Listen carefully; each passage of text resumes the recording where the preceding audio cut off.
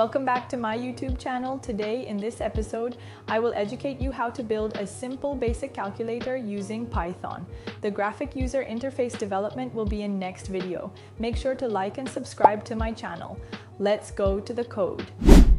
For develop this calculator, I'm using only 4 basic mathematical operations such as addition, subtraction, multiplication, and division. So now I create 4 functions for mathematical operations in this calculator. These defined functions are returning their mathematical operation results. I used an exception handling in division function because we cannot divide a number by 0. Hence, I used an exception handling.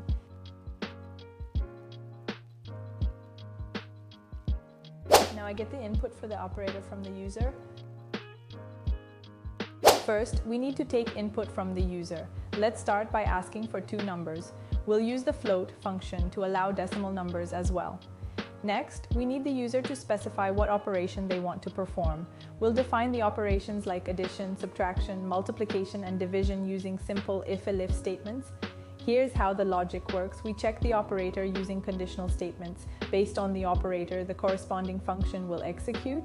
Make sure to include a fallback else statement to handle invalid inputs, like if the user enters an unsupported operator. Let's test this code with some real inputs. I'll enter 10 as the first number, 5 as the second, and select for addition. Here's the result. And that's it, a simple Python calculator to get you started. If you enjoyed this video or learned something new, don't forget to like, comment, and subscribe. Let me know in the comments what you'd like to see next. Happy coding!